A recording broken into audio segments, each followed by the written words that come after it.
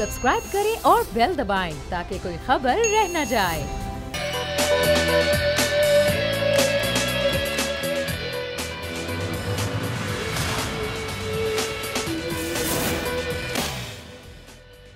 अस्सलामुअलैकुम प्रोग्राम में मैं सुमैया रिजवान आपको खुश आमदीद कहती हूँ। नाजरीन, कराची शहर हमेशा बारिश के लिए तरसता रहता है, लेकिन जब भी यहाँ पर बारिश होती है तो यहाँ पर इंतज़ामात की कलई खुल जाती है। जो सूबाई हुकूमत है यहाँ पर नज़रें चुराती रहती है और मेयर कराची अपने इख्तियारात का रोना रोते रहते हैं। 2 रोज़ मुसलसल बारिश ने कराची शहर को मसाइलिस्तान बना दिया है। कराची में 2 रोज़ से कई इलाकों में बिजली गायब है। करंट लगने के वाक़यात से अब तक 14 अफराद जाँ बहक हो चुके हैं और अब तक की ताज़ा तरीन इत्तलात हैं वो ये हैं कि थड्डो डैम भर गया, जिसके बाइस रैला सादी टाउन में दाखिल हो गया, सादी टाउन डूब गया और एक और रैला पानी का एक रैला जो कि कराची हैदराबाद शाहरा के करीब पहुँच गया। इसी तरह लियारी नदी भी पानी में डूब चुकी है, कई देहात ज़ेर आब आ चुके हैं। आपको यहाँ पर ये बताते चलें कि महकमा मौसमियात ने पहले ही खबरदार कर दिया था अर्बन फ्लड के खतरे के हवाले से, लेकिन इंतज़ामिया जो है वो उसने रिवायती गफलत का मुजाहरा किया, कोई इंतजामात नहीं किए गए। अब भी हमने यही सूरत हाल देखी कि मेयर कराची गायब हैं, वज़ीर बल्दियात सिंध गायब हैं और कहीं पर ये हज़रात नज़र नहीं आते। जब कमिश्नर कराची से इससे पहले बोलने बात की तो उन्होंने यही कहा कि ऐसा कुछ भी नहीं है, हर तरफ ट्रैफिक रवा दवा है, कहीं पर कोई ऐसी सूरत हाल नहीं है। हमने उनसे कहा, फुटेजेस भी हमने उनको बताया कि चल रही हैं, गाड़ियाँ पानी में डूबी हुई हैं। नाज़रीन, अभी भी यही सूरत हाल है। शारा फैसल पर भी गड़ा पड़ चुका है, यहाँ पर भी एहतजाज हुआ। ये सादी टाउन का इलाका जो कि अपनी आप स्क्रीन पर देख रहे हैं, ये पूरा डूब चुका है, घरों में पानी दाखिल हो चुका है, छतों तक गाड़ियों की पानी है, लेकिन मशीनरी गायब है। कल रात से यही सूरत हाल है मुख्तलिफ इलाकों की, लेकिन इंतज़ामिया ख्वाब खरगोश के मज़े ले रही है। अभी क्या सूरत हाल है, शुएब बर्नी नुमाइंदे हमारे साथ हैं, उनसे जानते हैं। शुएब, लियारी नदी की क्या सूरत हाल है? पानी अब यहाँ दाखिल हो गया है, ट्रैफिक की रवानी किस तरह मुतासिर हो रही है? जी देखिए, कराची में लियारी नदी वो नदी होती है जो शहर का सबसे ज्यादा पानी लेकर समंदर की जानिब जाती है। पीछे मंगो पीर, गडा, मलीर, बिन कासिम के इलाकों में बहुत ज्यादा बारिश है, जिसकी वजह से जो बरसाती नालों का जो पानी होता हुआ लियारी नदी में गिरता है। इसके अलावा जो गली मोहल्लों में होने वाला सीवरेज का पानी है वो भी लियारी नदी में गिरता है। लियारी नदी से अगर हम देखें तो पीछे सुराब गोट से पीछे से जब वो आ रही है तो उसमें बहुत ज्यादा पानी के दबाव में इजाफा हुआ है। वो पानी का जो दबाव है सुराब गोट से होता हुआ जहाँ समंदर में जाके लियारी नदी का पानी गिरता है, वहां तक उस पानी में बहुत ज्यादा दबाव है। वाज़ेह रहे कि लियारी नदी के साथ साथ मुतसिल कच्ची बस्तियां, आबादियां भी कायम है, तो उन लोगों का फर्नीचर भी वहाँ पे बहता हुआ मैंने देखा है कि किसी की चारपाई, किसी की कुर्सी, किसी की कोई चीज बह रही है। और इसके साथ साथ बहुत सारे मवेशी मरे हुए जो होते हैं, कुर्बानी के जानवर या जो गाय बकरे लोगों ने पाले हुए होते हैं, मुर्गियां पाली हुई होती, वो मरी भी वहाँ पे पानी में गुजर रही हैं। 6 से ज्यादा गाय बैले मैंने वहाँ से गुजरती हुई देखी, पानी में जा रही थी। पानी का दबाव काफी ज्यादा है, वरना लियारी नदी जो है सीवरेज के पानी के लिए यूज होती है, लेकिन इसमें बारिश के पानी का दबाव बहुत ज्यादा है, जिसकी वजह से जो पानी का फ्लो है, क्योंकि लियारी नदी जो है वो कराची की सबसे बड़ी नदी है जो कि सुराब गोट से लेके फिलिप्टन तक जाती है, मुझे बताइए समंदर में जाके गिरती है। यहाँ पे पानी का बहुत दबाव देखने में आ रहा है। शुएब हमारे साथ ही आप मौजूद रहेगा। नूर अफशां तर्जुमान के इलेक्ट्रिक हमारे साथ हैं, उनसे बात करेंगे। बहुत शुक्रिया नूर अफशां साहिबा। ये बताइएगा, बिजली तो कई इलाकों की मुनक़ता है ही, कई लोग ये शिकायत करें कि के इलेक्ट्रिक के हवाले से कोई फ़ोन नहीं उठा रही है, राबता नहीं कर रही है, कई अफराद जहाँ बाग हो चुके हैं। क्या यही इंतजाम हैं के इलेक्ट्रिक के? थोड़ा दोबारा रिपीट करेंगे, आवाज़ बहुत हल्की आ रही है। नूर साहिबा, मेरा सवाल ये है कि 2 रोज़ से बारिश हो रही है, कई इलाकों की बिजली गायब है, कब तक ये बिजली बहाल हो जाएगी? और 14 अफराद अब तक जाँ बहक हो चुके हैं, के इलेक्ट्रिक ने कोई इंतजाम नहीं किए थे? देखिए, 2-3 चीज़ें। एक तो मैं अपडेट आपको कर दूं कि कराची शहर के बेशतर से ज़्यादा इलाकों में बिजली बहाल है, जैसे कि जौहर, गुलशन, नॉर्थ कराची, बल्दिया और औरंगी सोसाइटी के एरियाज में भी बिजली बहाल है। सही। चंद एक ऐसे एरियाज हैं जहां अभी हमने डिलिबरेटली फीडर्स बंद किए हुए हैं, क्योंकि वहां या तो वाटर लॉगिंग हुई हुई है या अर्बन फ्लडिंग के इंस्टेंसेस हैं, जिसकी वजह से वहां सेफली काम नहीं कर पा रही हमारी टीम, और वहां अगर काम किया जाएगा तो कोई सेफ्टी हैजर्ड हो सकता है। अच्छा नूर साहब, आप कह रही हैं कई इलाकों की जो कुछ सेफ्टी इंस्टेंसेस और इलेक्ट्रोक्यूशन हुए हैं एज एन ऑर्गेनाइजेशन, ये एक्सट्रीमली एक ट्रैजिक इंसिडेंट है और हमें वाकई बहुत अफसोस है कि इस तरह के वाकयात पेश आए हैं। इन्हीं वाकयात को प्रिवेंट करने के लिए हम हर बारिश से पहले एक सेफ्टी की कैंपेन चलाते हैं, जिसमें हम बार बार ये दोहराते हैं कि बिजली की तनसीबात से दूर रहना चाहिए, कुंडों से गुरेज करना चाहिए, जानवरों मवेशियों को नहीं बांधना चाहिए किसी भी किस्म के बिजली के पोल से। हमें कम्युनिटी का सपोर्ट चाहिए ताकि सब सेफ रह सकें। हमने एरियल बंडल्ड केबल्स में अपने पीएमटीज कन्वर्ट करने शुरू कर दिए हैं, क्योंकि वो इंसुलेटेड होती हैं और इंश्योर कर सकते हैं कि चोरी में भी कमी आए और सेफ्टी में भी इम्प्रूवमेंट आए। लेकिन नूर साहिबा 2 हफ्तों से बारिशों की पेशगोई थी, तो क्या कोई हिफाजती इंतजाम नहीं किए गए थे कि इलेक्ट्रिक की जानिब से? बिल्कुल हिफाजती इंतजाम थे। जिन जिन एरिया से हमें रिपोर्ट रिसीव हुई कि वायर्स ब्रोकन हैं, कुंडे हिल रहे हैं और गिर रहे हैं तेज बारिशों और हवाओं की वजह से, वहां हमने feeders as a precautionary measure off कर दिए। वहां हमारी टीम्स भी पहुंच गई स्विफ्ट रेस्टोरेशन के लिए। हमारा अमला, हमने अपने तमाम कम्युनिकेशन के चैनल्स के ऊपर एक इमरजेंसी टिकट की ऑप्शन रखी हुई है, ताकि वो प्रायोरिटी बेसिस के ऊपर सारी कंप्लेंट्स एड्रेस की जाएं। अच्छा नूर साहिबा, कौन कौन से इलाके हैं जहां पर अभी आप कह रही हैं कि बिजली बहाली का काम नहीं हो सका? इन एरियाज में नागन चुरंगी के कुछ एरियाज हैं, आपका रंछोड़ लाइंस के कुछ एरियाज हैं, आपके गडाफ के चंद एरियाज इंक्लूडेड हैं, डिफेंस फेज 5 और फेज 8 के कुछ एरियाज भी इसमें शामिल हैं। तो कितना टाइम लगेगा यहाँ पर बिजली बहाली में? देखें, यहाँ पानी को रिमूव करने का प्रोसेस ऑलरेडी इनिशिएट किया जा चुका है। पंप से पानी रिमूव हो रहा है। जैसे ये पानी रिमूव हो जाएगा और ये एरियाज एक ऐसी सिचुएशन में आ जाएंगे जहाँ सेफली काम किया जा सकता है, तो हमारी टीम्स ग्राउंड पे मौजूद हैं, वो रेस्टोरेशन का काम शुरू कर देंगी। अच्छा नूर साहिबा, लोग शिकायत करें कि शिकायती मरकज़ है के इलेक्ट्रिक का, वहाँ पर कोई फ़ोन पिक नहीं करता। क्या आप बताना चाहेंगी कि वाकई ऐसी ये सूरत हाल है? लोग शिकायती मराकज़ पे कॉल्स कर रहे हैं और वहाँ पर कोई जवाब नहीं देने वाला नहीं? देखिए, इस सूरत हाल को मैं थोड़ा सा चैलेंज इसलिए करना चाहूँगी कि क्योंकि ये सारे हमारे कस्टमर प्लेटफॉर्म्स फाल हैं, लेकिन ऑब्वियसली इस तरह की सिचुएशन के अंदर होल्डिंग टाइम बढ़ जाता है, क्योंकि कॉल्स का जो क्वांटिटी होती है वो बढ़ जाती है। यही वजह है कि हमने बहुत सारे प्लेटफॉर्म्स अवेलेबल किए हैं, ताकि अगर कस्टमर्स वेट नहीं करना चाह रहे तो वो किसी और प्लेटफॉर्म के जरिए हमसे राब्ता भी कर सकते हैं।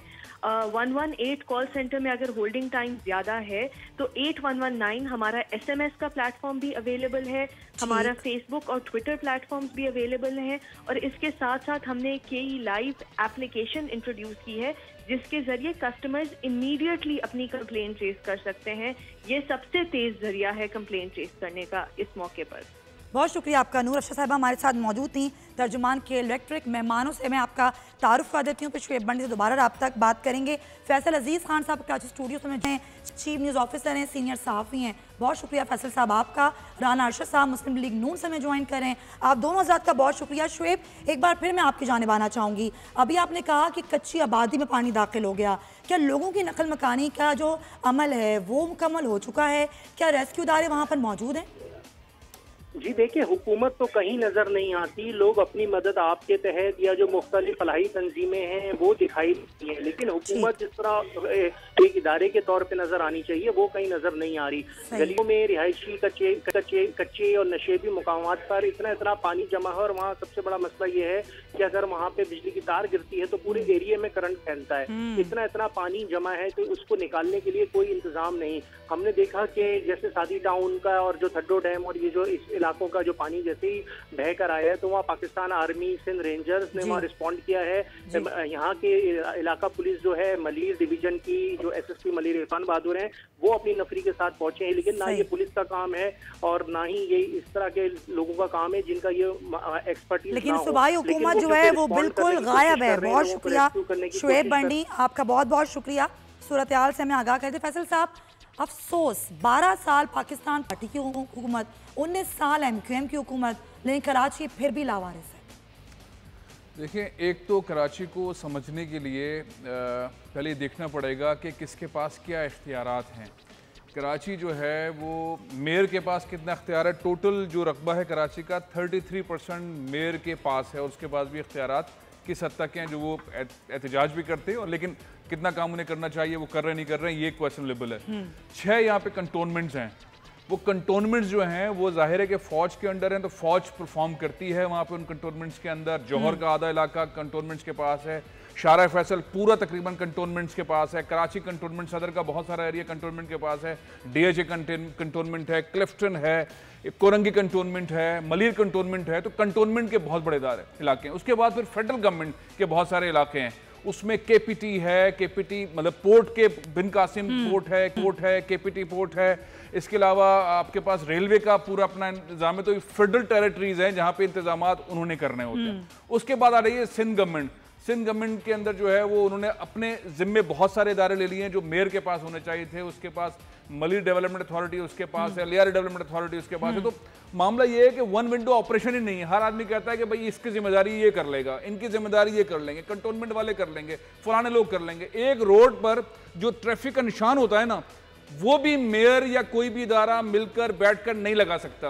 कोई एक खंबा एक सड़क के ऊपर एक इदारा मिलकर, तो कराची का जो तितर बटेर है, तो कराची में जिम्मेदारी किसकी है, ये मामला आके खड़ा हो जाता है। मेयर साहब अपने तौर पर फोटो सेशन करवा रहे हैं, गवर्नर साहब भी निकले, उन्होंने भी किया, लेकिन वन विंडो ऑपरेशन नहीं है, कोई कमांड एंड कंट्रोल कल हमने देखा कि गवर्नर साहब और मेयर कराची चाय के ढाबे पर तो एंजॉय करते हुए नजर आए और लोगों को और सहाफियों को ये कहते हुए नजर आए कि आइए आप भी पकौड़े खाइए, मौसम को एंजॉय करें। लेकिन जब मुश्किलात से निपटने का वक्त आता है तो कोई नजर नहीं आता आवाम को। देखिए, पकौड़े भी खाने चाहिए, समोसे भी खाने चाहिए, नहाने भी चाहिए, पिकनिक भी करनी चाहिए, इस पे एतराज नहीं होना चाहिए। मैं एतराज नहीं करता, मेयर साहब या गवर्नर साहब पकौड़े खा रहे थे, सबको खाने चाहिए। पॉइंट ये कि जो उनकी रिस्पॉन्सिबिलिटी है, ज़ाहिर खुद और उनकी टीम्स और उनके लोग और उनके इदारे क्या परफॉर्म कर रहे हैं। कोई कमांड कंट्रोल सिस्टम है, कोई सिस्टम बनाया गया जो पहले बनाया जाता था, मुस्तफा कमाल के दौर में बनाया जाता था, नेमतुल्लाह खान साहब के दौर में बनाया जाता था, जब मेयर एक्टिव होता था तो उसके दौर में बनता था, वो इस वक्त नजर नहीं आ रहा। पॉइंट ये है कि जब आपको मालूम है कि ये नशेबी इलाके हैं, यहाँ पे पानी आएगा, सादी टाउन में पानी आएगा, सबको पता है आएगा, ये अंदर का इलाका है जहाँ पे पानी आएगा। सोल्जर बाजार में पानी आएगा, 20-22 पॉइंट आइडेंटिफाई हुए जब पानी आएगा। वहाँ मोटर्स लगी होनी चाहिए थी, पाइप्स लगे होने चाहिए थे, नाले साफ होने चाहिए थे, पानी वहां जाना चाहिए था।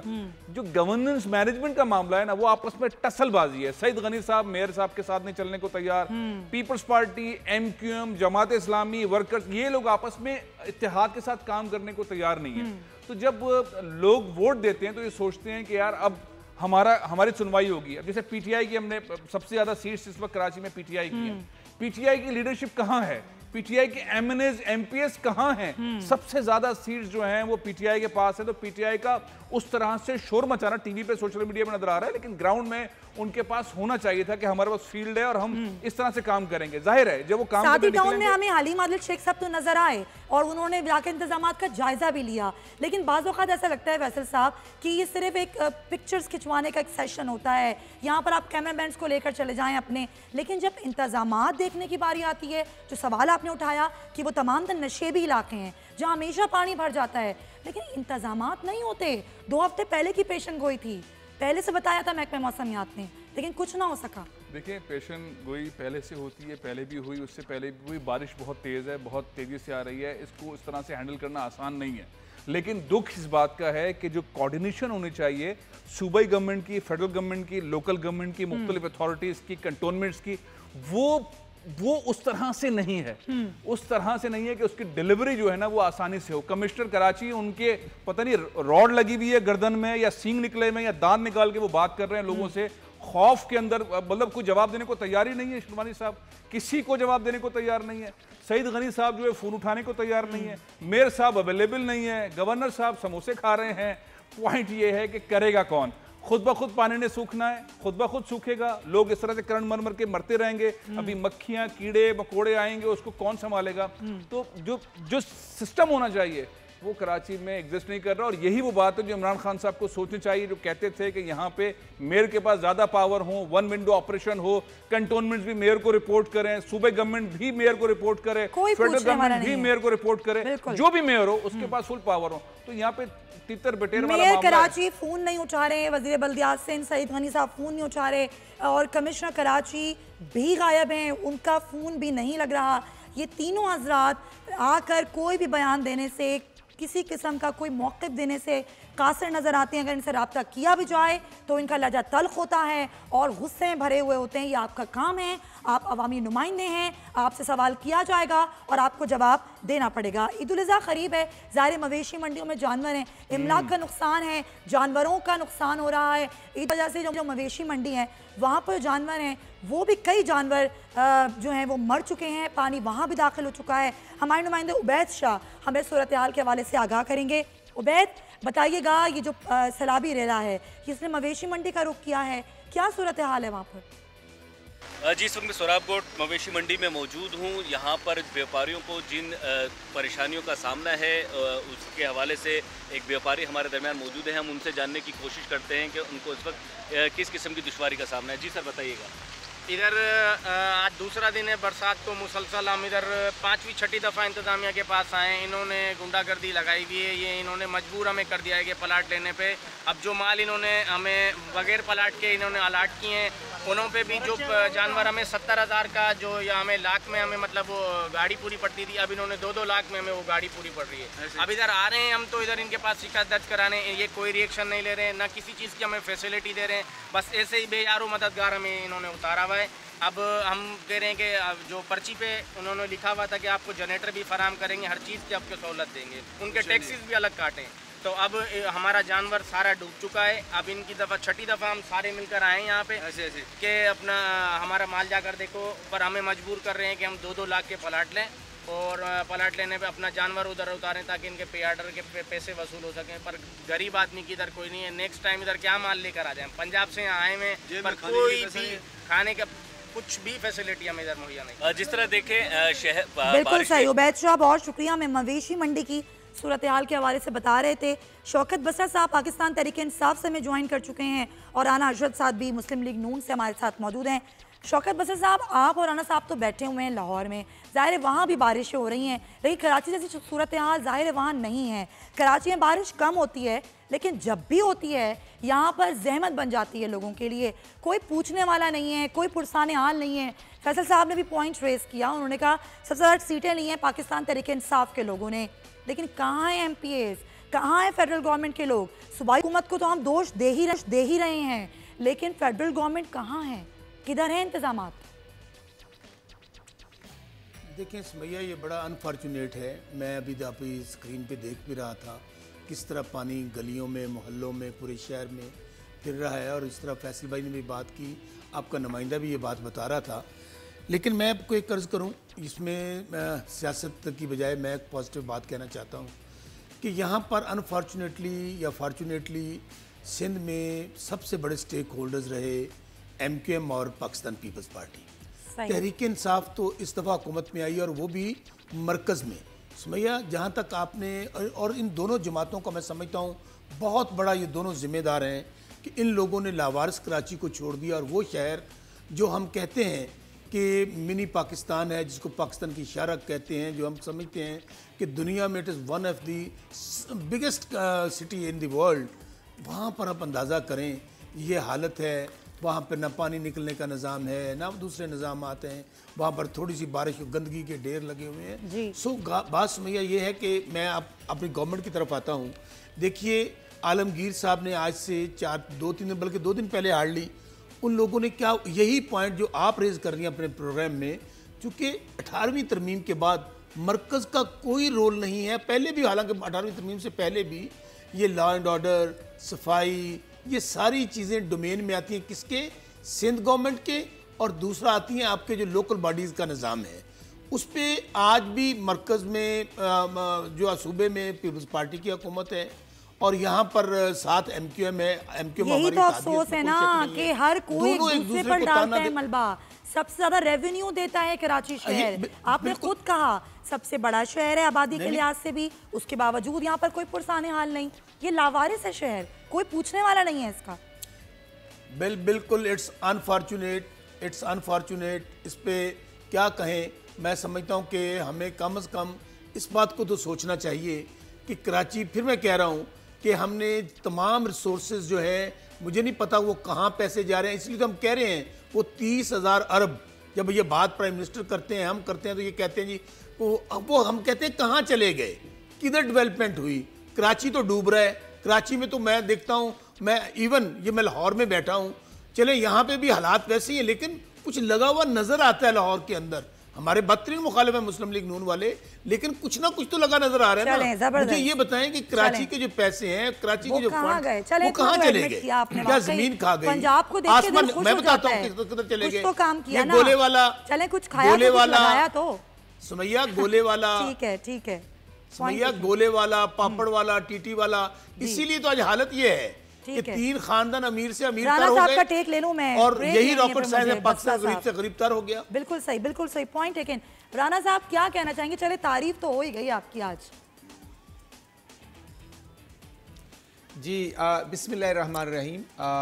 मैं सुनिए आपका मशकूर हूँ, आपके चैनल का मशकूर हूँ, और वाकई आपने कायद के शहर की जो असल बात की, जो फैसल भाई ने बात की, तर्जमानी की, क्योंकि मैं एक पॉलिटिकल वर्कर हूँ और कराची से ऐसी यादें हैं, कॉलेज से लेकर यूनिवर्सिटीज़ और आना जाना रहता था। लेकिन आज मैं समझता हूँ कि कराची में वो जो बत्ताखोरी थी, वो जो इल्ज़ामात थे, अल्हम्दुलिल्लाह वो दहशतगर्दी तो आज अंडर कंट्रोल है। और मैं समझता हूँ कि उसके लिए भी पे करना पड़ता है। हमारी गवर्नमेंट ने कोशिश की, मेहनत की। आज इशू ये है bad governance.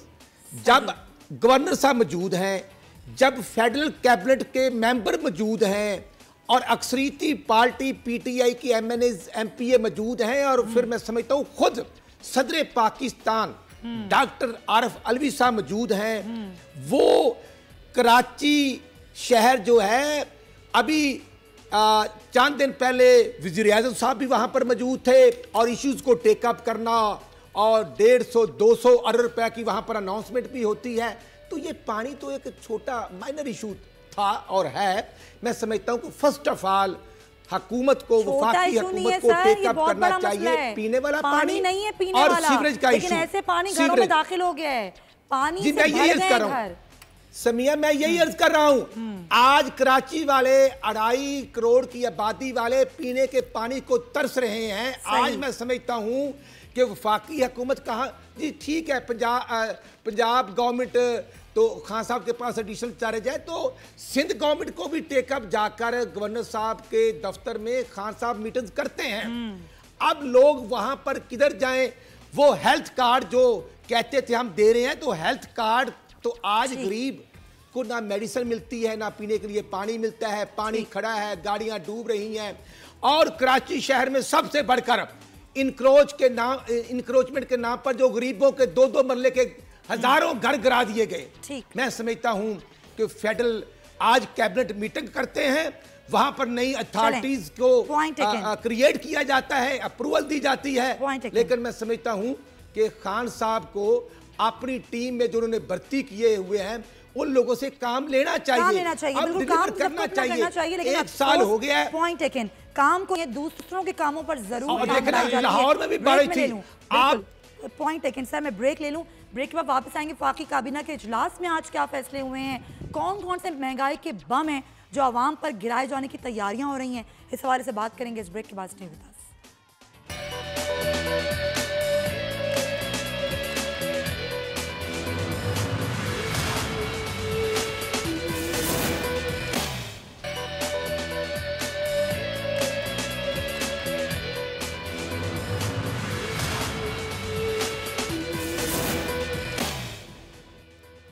Welcome back to the show. ज़रा बात कर लेते हैं, वफाकी काबीना का इजलास आज हुआ और आज कौन कौन से फैसले हुए। 9 निकाती एजेंडा था जिस पर आज गौर किया गया।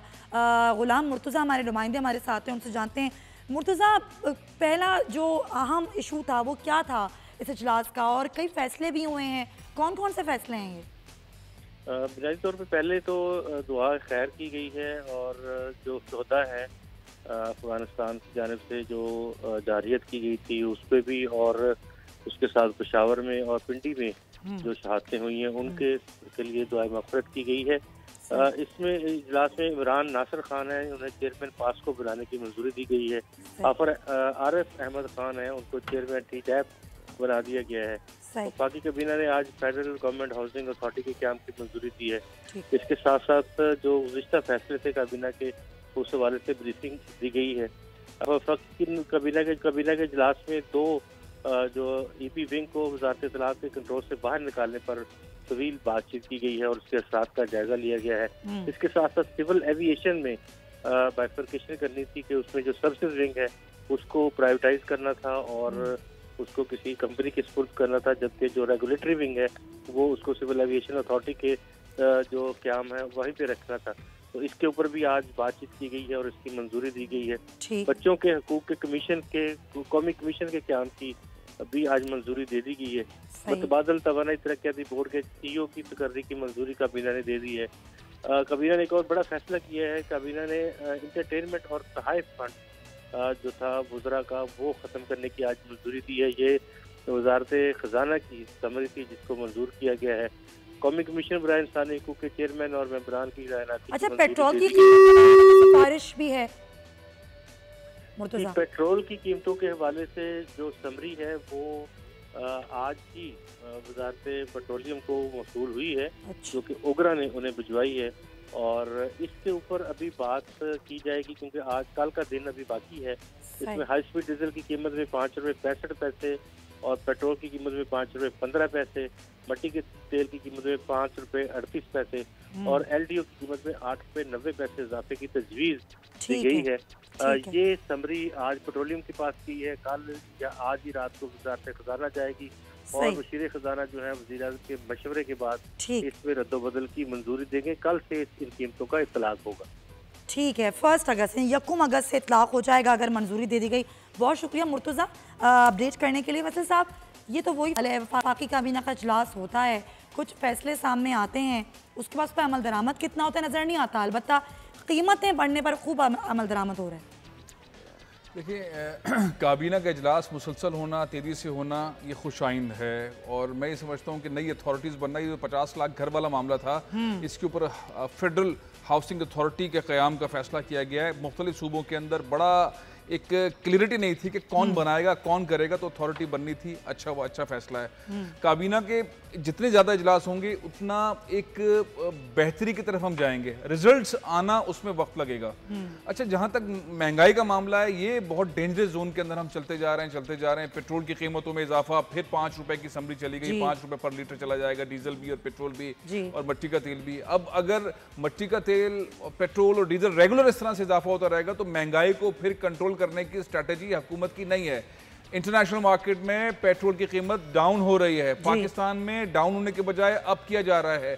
और एक अचंभे की बात यह है कि सऊदी अरब से अब जुलाई से पाकिस्तान को अब ऑयल मिलना शुरू हो चुका है। अब आप क्यों पेट्रोल और डीजल की कीमतों में इजाफा कर रहे हैं? एक तरफ टैक्स पे टैक्स है, एक तरफ कीमतों में इजाफा है, फिर बसों की कीमतों में इजाफा होगा, खाने पीने की अशिया में इजाफा होगा। ये क्लियरिटी पता नहीं क्यों इमरान खान साहब को कौन ये मशवरे दे रहा है कि पेट्रोल की कीमतों में इजाफा किए जाओ, डीजल की कीमतों में इजाफा किए जाओ। आम आदमी जिस निचले तबके को ऊपर लाने की बात कर रहे थे उसको कुचलने का प्रोग्राम है ये। इसमें दूसरी कोई राय नहीं है कि इतने से मुख्तसर से वक्त में डॉलर 160 पे चला गया है। मुसीबत आ गई है लोगों की। 50,000 से ज्यादा की कीमत की फरोख्त के सिलसिले में मार्केट में अगर कुछ लेने के लिए जाओ तो शनाख्ती कार्ड मांग रहा है। FBI हर बंदे के पीछे लगी हुई है। सैलरीज लोगों की बढ़ नहीं रही है, कारोबार हो नहीं रहा है, पेट्रोल की कीमतों में फिर इजाफा, डीजल की कीमतों में इजाफा। कौन कह रहा है इमरान खान साहब को? कौन है जो उनके पीछे लगा हुआ है? कोई जादूगर है? कोई कौन आदमी है जो समझा रहा है कि यार पैसों में बढ़ाया जाए? ये जादूगर है बसरा साहब, ये जादूगर कहीं IMF तो नहीं? बिल्कुल ऐसी बात नहीं है। मुझे लगा आपने कहा बिल्कुल ऐसी बात। फैसले लेने पड़ते हैं।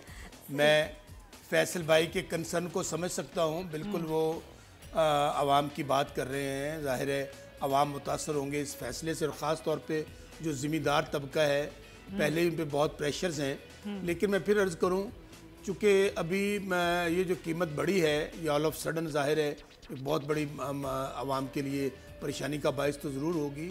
टाइम लगेगा, चीज़ें इंशाल्लाह सेटल डाउन हो जाएंगी। हमें खुद अंदाज़ा है कि ख़ास तौर पे बजट आया, बजट के बाद जब IMF साइन हुआ, कुछ चीज़ें महंगाई है, बेरोज़गारी है, कुछ चीज़ों में इजाफा हुआ है। इसके ऊपर ये नहीं कि प्राइम मिनिस्टर को या हमारी हुकूमत को इस बात का अंदाज़ा नहीं। लेकिन मैं फिर अर्ज़ करूँ सुमैया, मैं फिर कहेंगे आप हुकूमत को, हमारा ज़ाहिर मौके पे मैंने बता दिया, लेकिन क्या करें? आप हमारे मुल्क का इस अंदाज में इसको लूटा गया है, इस अंदाज में इसका बेड़ा गर्क किया गया है।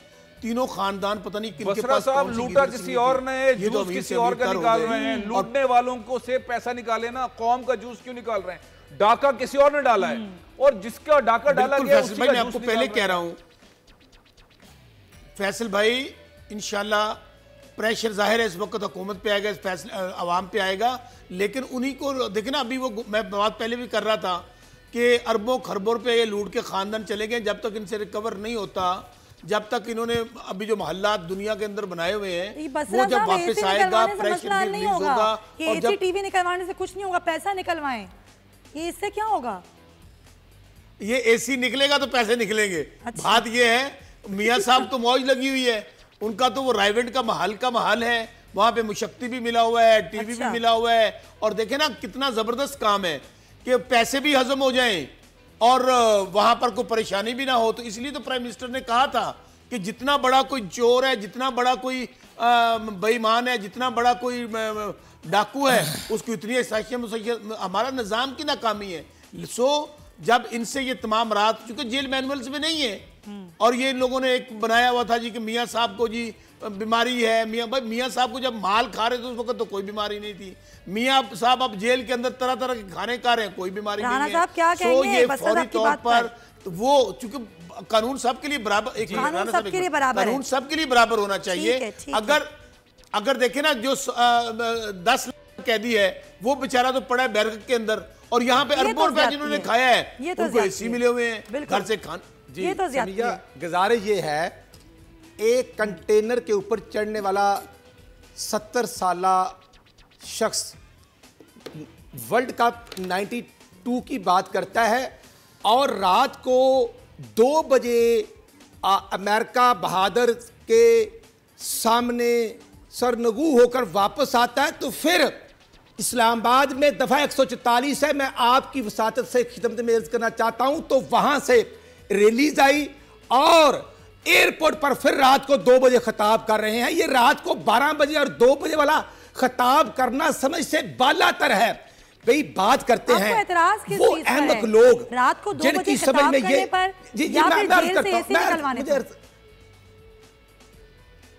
नहीं, हम कहते ये हैं कि ये टीवी निकालें, ये एसी निकालें। एक गरीब के बच्चे का कसूर क्या है कि पूरी दुनिया में पेट्रोल सस्ता हो। 31 मई 2018 को तो पेट्रोल 72 रुपए हो, डीजल जो वो 85 रुपए हो, आज 113.5 रुपए है। और मजीद ओगरा ने समरी भेज दी। ये कैबिनेट की जुबान या हाथ में फैसला नहीं किया कि हम समरी को रिजेक्ट करते हैं। कुछ आप लोगों की वजह से हो रहा है। जी मैं अर्ज ये करना चाहता हूं, जी मैं अर्ज करता हूं, हजरत खान साहब फरमाते थे कि जब डॉलर महंगा होता है तो वजीर आजम करप्ट होता है। तो आज डॉलर तो हम 113 रुपए का छोड़ के गए थे, आज 165 का नहीं, सब आप कर रहे हैं। आप ही करप्ट हैं, आप ही नालायक हैं। और इससे बढ़कर मैं क्या कहूंगा कि आज गरीब रो रहा है। चीनी 50 रुपए किलो की थी, 85 रुपए किलो की होगी भाई। उसके बाद चने की दाल 65 रुपए की थी, 130 रुपए की होगी। और बिजली फिर महंगी कर रहे हैं। ठीक है, गैस की कीमत 373% महंगी हो गई। भाई आपोजिशन को अंदर करो। खान साहब कहते थे कंटेनर देंगे और खाना देंगे। भाई फैसलाबाद में रैली पर हाथ पर्चे देते हैं, फिर 25 को लाहौर में 2000 लोगों पर पर्चे दे दिए। मैं समझता हूं कि खान साहब बर्दाश्त नहीं करते।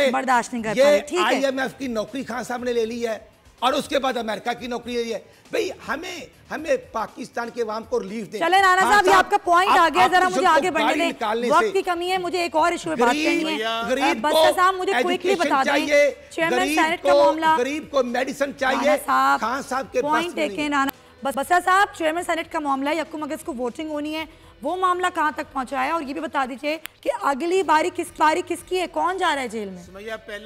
पहली बात तो ये है, राणा साहब की तमाम गुफ्तगू कहते हैं चोर नाले चतर।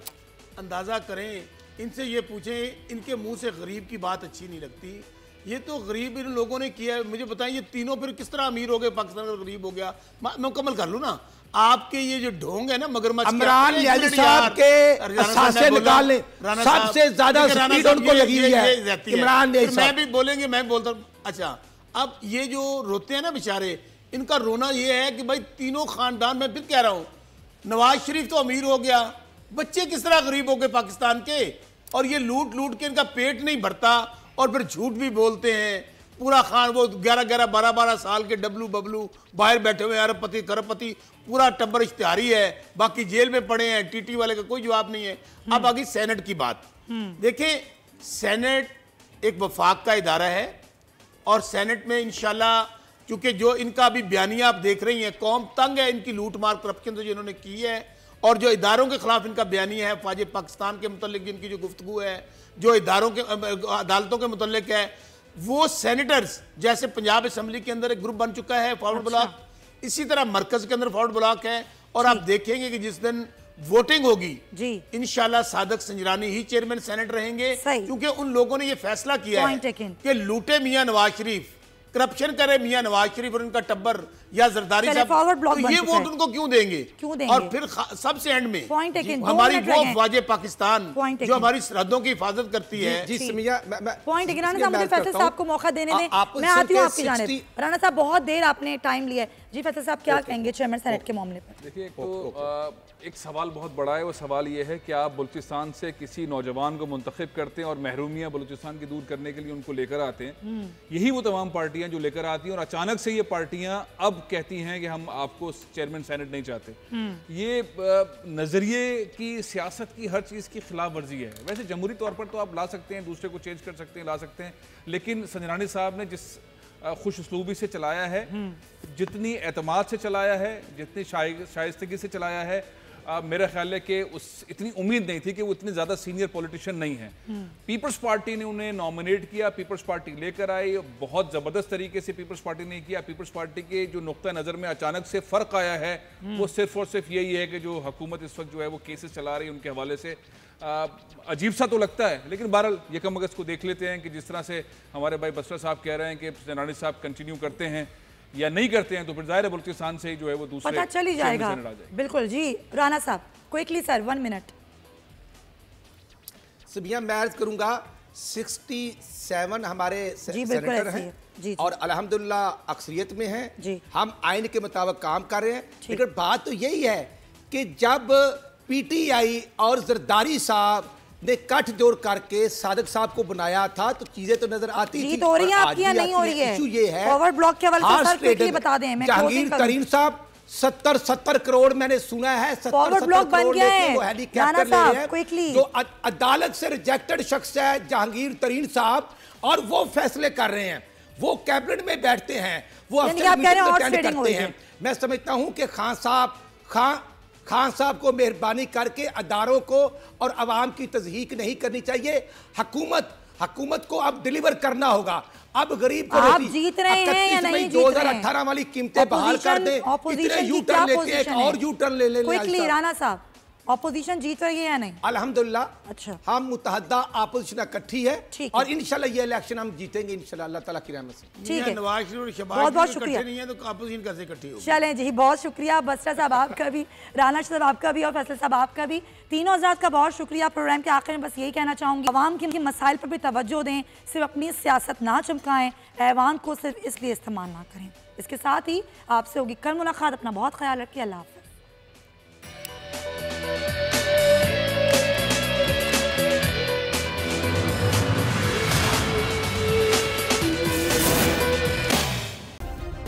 सब्सक्राइब करें और बेल दबाएं ताकि कोई खबर रह न जाए।